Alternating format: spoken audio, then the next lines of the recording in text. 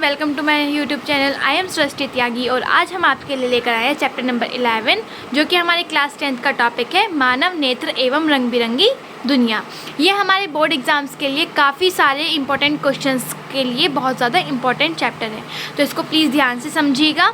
ये पूरे चैप्टर में हमारा थोड़ा थियोरेटिकल पार्ट है, तो ज़्यादा चांसेस होते हैं इसमें से ज़्यादा से ज़्यादा क्वेश्चंस आने के बोर्ड एग्जाम्स में। तो चलिए अपना आज का टॉपिक स्टार्ट करते हैं। मानव नेत्र एक अत्यंत मूल्यवान ज्ञानेंद्रिय है। जैसे कि हम सभी को पता है कि हमारे शरीर में सबसे ज़्यादा इम्पोर्टेंट होते हैं हमारे नेत्र, हमारी आँखें। यह कैमरे की भांति कार्य करता है जिसके कारण हम इस संसार को देख पाते हैं। जो हमारी आंखें होती हैं वो एक सेंस ऑर्गन्स होते हैं, ज्ञानेंद्रिय होती हैं जो हम एक कैमरे की तरह काम करती हैं। जो चीज़ हम देख रहे हैं उनको हमारे ब्रेन तक पहुंचाकर हमें सिग्नल देते हैं कि भाई हमारे सामने ये चीज़ प्रदर्शित है। मानव नेत्र के विभिन्न भाग, जैसे कि हमारे शरीर में बहुत सारे अंग होते हैं, इसी प्रकार हमारे शरीर में हमारी नेत्र होते हैं, हमारी आँखें होती हैं, तो उसके भी बहुत सारे भाग होते हैं, जैसे कि कॉर्निया, परितारिका, पुतली, अभिनेत्र लेंस, पक्षमाभि पेशियाँ, रेटिना और दृक तंत्रिका। इसमें हमारे सबसे ज़्यादा इम्पोर्टेंट होता है कॉर्निया, परितारिका, पुतली, लेंस, रेटिना। चलिए एक एक करके हम इनको समझते हैं क्या चीज़ें हैं ये हमारी। सबसे पहले हमारा आता है कॉर्निया। नेत्र की कला दिखाई देने वाले गोलाकार भाग को कॉर्निया कहते हैं। इस भाग से होकर प्रकाश नेत्र में प्रवेश करता है। आप जैसे हमारी आंखें होती हैं, हमारी आंखों में जो सबसे साइड में जो रेड कलर का एक छोटा सा बिंदु होता है आंखों के बिल्कुल साइड में नोज़ के पास, तो उसको हम कॉर्निया कहते हैं, जिसका कार्य क्या होता है कि जो प्रकाश होता है वो हमारे नेत्रों में इसी के थ्रू प्रवेश करता है। इसके बाद आता है हमारा परितारिका। ये जो आपको स्टार दिख रहे हैं या फिर जहाँ पे इम्पोर्टेंट लिखा हुआ है, तो आप ये समझ जाइएगा कि पिछली बार मतलब अब तक के जो प्रीवियस ईयर क्वेश्चंस पेपर हैं यूपी बोर्ड के, उनके लिए बहुत ज़्यादा इंपॉर्टेंट टॉपिक्स हैं, तो ये बार बार रिपीट होते हैं क्वेश्चन पेपर में, तो आप इनको अच्छे से लिखिएगा एग्ज़ाम में। इसके बाद हमारा आता है परितारिका। यह कॉर्निया के पीछे स्थित होता है। यह पुतली के आकार को नियंत्रित करता है। जो परितारिका है वो कॉर्निया के जस्ट पीछे पाया जाता है और ये चेक करता है कि कहीं आपकी आंखों के अंदर ज़्यादा रोशनी तो नहीं जा रही है। इसके बाद आता है हमारा पुतली। यह एक छिद्र है जो परितारिका के केंद्र में होता है। यह नेत्र में प्रवेश करने वाले प्रकाश की मात्रा को नियंत्रित करता है। परितारिका में एक छोटा सा छेद होता है जो कि जैसे मैंने अभी आपको बताया कि परितारिका या पुतली का एक ही काम होता है कि वो जो प्रकाश की मात्रा को नियंत्रित करता है। जब ज़्यादा प्रकाश हमारी आंखों के ऊपर पड़ जाएगा तो वो हमारी आंखों को प्रवाहित करेगा, तो इसी वजह से जो प्रकाश है उसको नियंत्रित करने का जो कार्य होता है वो कौन करता है? पुतली, जो कि एक छोटा सा छेद होता है परितारिका के ऊपर, और परितारिका जो होती है वो कॉर्निया के जस्ट पीछे पाई जाती है। इसके बाद हमारा आता है लेंस।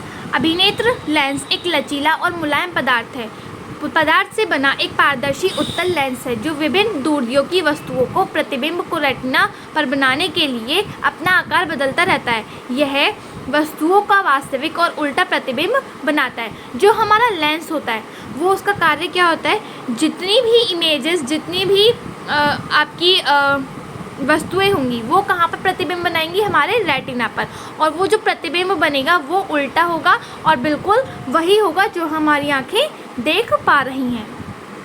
इसके बाद आता है हमारा रेटिना। ये बहुत ज़्यादा इम्पोर्टेंट हो जाता है एग्ज़ाम्स के लिए। इसे दृष्टि पटल भी कहते हैं और यह नेत्र गोलक का पार्श्वक्रम भाग जो पर्दे का कार्य करता है रेटिना कहलाता है। रेटिना क्या होता है? जहाँ पर वो इमेज बन रही होती है हमारी आंखों के जस्ट पीछे, हमारे आंखों के जस्ट पीछे एक छोटा सा एरिया होता है जिसको हम रेटिना कहते हैं, जिसके ऊपर जो प्रतिबिंब है वो बनता है।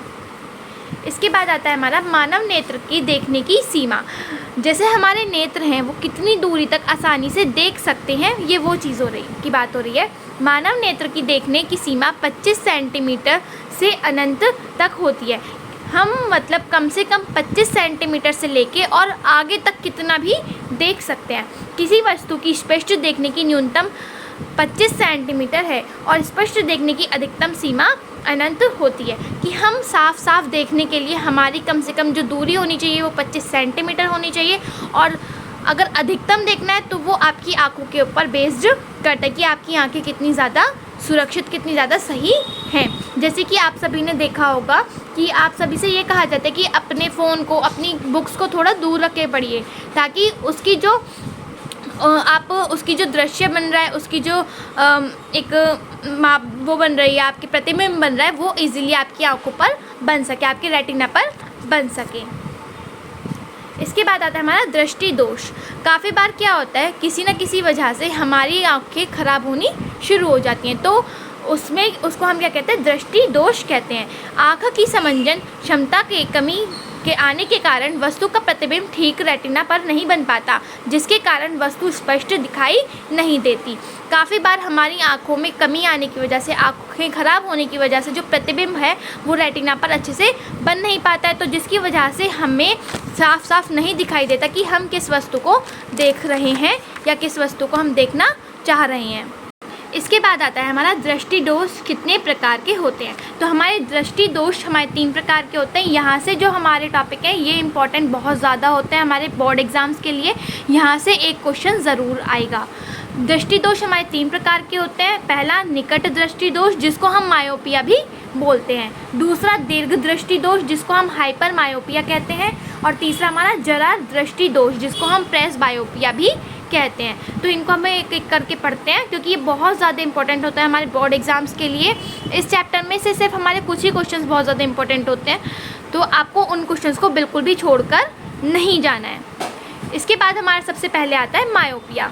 इस दोष में व्यक्ति को निकट की वस्तुएं तो स्पष्ट दिखाई देती हैं, परंतु दूर की वस्तुएं स्पष्ट दिखाई नहीं देती। इसमें कहने का मतलब क्या है, अगर किसी व्यक्ति को पास की चीज़ें अच्छे से दिखाई दे रही हैं लेकिन दूर की चीज़ें देखने में थोड़ी दिक्कतें आ रही हैं, तो वो उस इंसान को मायोपिया नाम की एक बीमारी है। इससे दूर की वस्तु का प्रतिबिंब रेटिना के सामने बनता है, जिसके कारण वस्तु स्पष्ट दिखाई नहीं देती। इसका कारण क्या क्या हो सकता है, नेत्र गोलक का लंबा हो जाना, जो नेत्र गोलक होता है वो लंबा हो जाता है।